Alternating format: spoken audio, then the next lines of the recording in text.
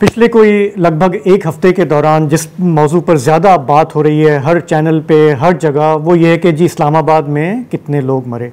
तो अब हम इस बहस को हमने भी देखा, फैक्ट चेकिंग भी की, और हमारा इंटरेस्ट ये था कि हम फैक्ट्स को इस्टेब्लिश करें, सुनी सुनाई पे ना चलें, जैसा कि सोशल मीडिया पे हमने होता देखा है। मैं तो अपने बारे में ये कह सकता हूँ कि पिछले 4-5 दिन के दौरान मेरी बाहर जितने भी लोगों से मुलाकात हुई है वो सब ये कहते हैं कि जी लाशें कहाँ हैं, वो क्यों छुपाई गई। तो जब हमने उनसे कहा कि यार थोड़ा सा हमने फैक्ट चेकिंग भी की है, सहाफ़ती हलकों ने भी देखा है और इतने फिगर सामने आए हैं, पुलिस वाले, रेंजर्स और कुछ आम शहरी, कोई मानने के लिए तैयार नहीं था। ये ताकत होती है झूठ की और डिसइंफॉर्मेशन की। लेकिन आज पीटीआई के बैरिस्टर गौहर अडयाला जेल गए, अपनी पार्टी के जो असीर लीडर हैं उनसे मुलाकात की, बाहर आकर उन्होंने खुद एक क्लैरिफिकेशन दी। सुन लेते हैं।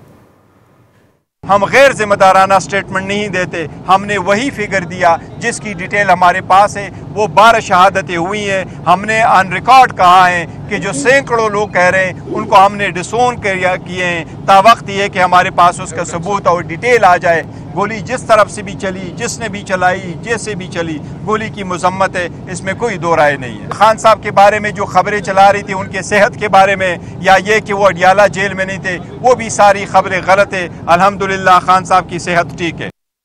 तो मेरा ये कहना है कि अब चूंकि पार्टी की तरफ से खुद ये आ गया है तो इनके फॉलोअर्स को ये मान लेना चाहिए, क्योंकि जब हम ये फैक्ट चेकिंग करके ये बात कर रहे थे तो हमें कहा गया कि आप टाउट हैं, शेम ऑन यू, फलाना फलाना, वो हम पी जाते हैं क्योंकि खैर हमारे काम में ही चलता रहता है। लेकिन कहने का मकसद ये है कि अब पार्टी के अपने चेयरमैन ने आपने आके क्लियर कर दिया, हालांकि 12 का फिगर भी नहीं होना चाहिए था, ना पुलिस, ना रेंजर्स, ना कोई आम सिटीजन। लेकिन वो जो बात हो रही थी हज़ारों, सैकड़ों, और वो जो है ये इसलिए ज़रूरी होता है कि इसको ये टैकल करना है। लेकिन क्या इस तरह टैकल करना है? जिस तरह ये टैकल करना चाह रहे हैं ना, ये तो ऐसे है कि जैसे आप हेल्प कर रहे हैं, आप ये प्लेट पर रख रहे हैं कि जी ये ले आपके पास मौका। This is absolutely worst way to handle this kind of situation. लेकिन बहरहाल इस पे बात कर दी है हमने।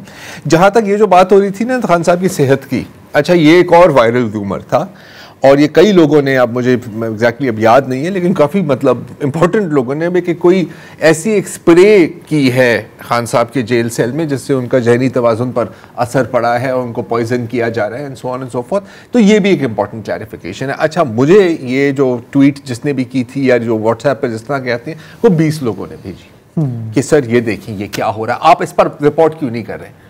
मैंने कहा कि यार देखें, अब इसके बारे में भी ज़्यादा पता नहीं है, it's difficult to find out. नहीं, आप कवर अप कर रहे हैं, सबका यही होता है कि आप कवर अप कर रहे हैं, हमें तो पता है आप कवर अप कर रहे हैं। अब इन्होंने खुद कह दिया है, ये भी कोई नहीं मानने का। बहुत लोग हैं पीटीआई में जो ये भी नहीं मानेंगे कि सर ये तो ये भी डाउट है, ये क्यों नहीं था गंडापुर के साथ शीरा पार के। इनको ये समझ नहीं आ रही, जो समझने की ज़रूरत है अगर कोई वाकई ही पीटीआई का सपोर्टर है, कि यार हर बंदा मौला जट नहीं हो सकता पार्टी सीधे, हर बंदा मौला जट नहीं हो सकता। बैरिस्टर बीच से बात करना भी चाहते हैं यार, कुछ नहीं आपको यार देखो, आई मीन अगेन आपकी अगर टूल बॉक्स है उसमें सिर्फ हथौड़ा नहीं होना चाहिए ना यार। हाँ, आपके पास पेचकस भी है, आपके पास प्लायर भी है, different things for different works. जैसे सलमान अकरम राजा साहब को आप ये नहीं एक्सपेक्ट कर सकते कि वो गाड़ी के ऊपर सामने होंगे और कहेंगे आजा, you know, that's not his job. ठीक है, बैरिस्टर गौहर का भी ये जॉब नहीं है। तो आपको ऐसे लोग भी चाहिए, आप हर बंदा आपका स्ट्रीट फाइटर नहीं हो सकता। हाँ, नेगोशिएशन हदूकन कर रहा हो लोगों की तरफ, you need different people for different thing. लेकिन नहीं, वो होता है माई वे हाईवे, ये है। अच्छा, पीका कवानीन पर भी मैंने सुना है कि कुछ मजीद सख्ती आने वाली है, तो बताएं यार कवानीन देखो। हम actually we have lost track. हाँ, वी हैव लॉस्ट ट्रैक। हमने वो पहले देखा डेफेमेशन लॉ एक आया, पंजाब में आया, वो किसके खिलाफ था कि जो आला ओहदों पर जो लोग हैं उनको आप क्रिटिसाइज नहीं कर सकते।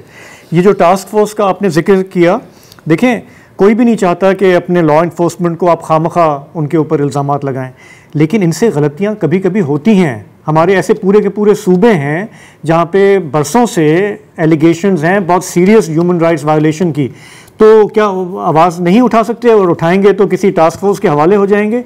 मतलब एक बैलेंस करना होगा ना। एक एक्सट्रीम ये है कि जी आप जो वर्दी में है, पुलिस वाला है, कोई भी है, उसकी ज्यादती के खिलाफ आप बिल्कुल आवाज़ नहीं उठा सकते। आप वो पीका कानून तोड़ देंगे, आपको हम जेल में अंदर कर देंगे। दूसरा एक्सट्रीम वो है कि आपने उन पे इल्ज़ाम लगा दिया कि उन्होंने मैसेकर किया है, उन्होंने लाइव फायर जो है वो अवाम पे खोल दिया है जिसकी कोई एविडेंस नहीं मिला, स्नाइपर खड़े हुए हैं या स्नाइपर खड़े हुए हैं, ठीक है ना। तो there has to be a way of tackling some of this. मतलब आप ब्लैंकेट जो है, देखो वे मेरी नज़र में अगर हम इस तरह देखें कि फेक न्यूज़ एक वायरस है, एक ही तरीका है कि जो आपका जो मेन स्ट्रीम मीडिया है उसको आप तहकीक करने दें। हाँ, एंड उसको इसी पॉइंट को आगे ले जाते हुए अगर फेक न्यूज़ एक वायरस है तो उसका वैक्सीन है रियल न्यूज़ या असल खबर। ठीक है, अच्छा फेक न्यूज़ तो एक सेकंड में आ जाती है ना, असल तहकीक करने में थोड़ा टाइम लगता है। जैसे लोग कह रहे थे कि नहीं 2 घंटे के अंदर अंदर इसकी इन्वेस्टिगेशन कंप्लीट, ऐसा नहीं हो सकता भाई। और तो पॉइंट इज कि अगर आपने वो वैक्सीन यूज करनी है, अब वो आप पे है, अगर आपने नहीं लगानी वैक्सीन आप ना लगाएं।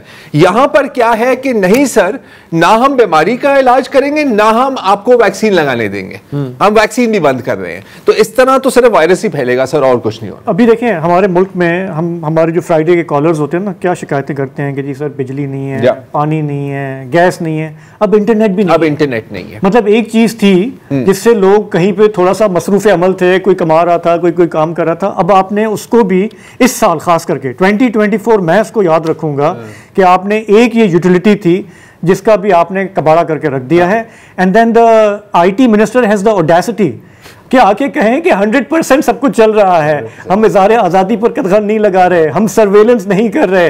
अच्छा, ये जो हमने क्लिप सुना इसमें एक चीज़ नहीं थी शामिल जो उन्होंने कही, उन्होंने सारी बात की अपनी, बीच में उन्होंने कहा कि हमारे 100 से ज़्यादा फौजी मरे हैं, लेकिन आईटी का, अरे भाई 100 से ज़्यादा फौजी शहीद हो रहे हैं, नहीं होने चाहिए, लेकिन ये बिल्कुल ऐसे ही है कि मेरा सर में दर्द है और आप मेरे पैर का इलाज कर रहे हो। भाई उसके लिए अपनी सिक्योरिटी पॉलिसी को रिविजिट करो ना, आप जाके देखो कि क्या आपके 2 सूबों में क्या चल रहा है, या आप मतलब आप इंटरनेट बंद कर दोगे तो मतलब वो मामला क्या ठीक हो जाएगा वहाँ पे? जो आखिरी एक नन्ही मुन्नी सी आउटलेट है पाकिस्तानियों की, अगर आप वो भी बंद कर रहे हैं और फिर कहें कि धमाका नहीं होना चाहिए। हाँ, धमाका नहीं होना चाहिए, ऐसे तो नहीं है बॉस। यार मुझे याद पड़ता है ये कब आया है, ये जो क्या इंटरनेट कब आया है आम लोगों के हाथ में? ये मेरा ख्याल 2005 के बाद ही आया है ना, मतलब पॉपुलराइज स्मार्टफोन्स। हाँ, स्मार्टफोन्स तो तभी आए हैं। ये जो कराची में सिविल वॉर हुई 90s में, और ये जो अफगान जहाद हुआ, इंटरनेट था उस वक्त, कोई नामो निशान नहीं,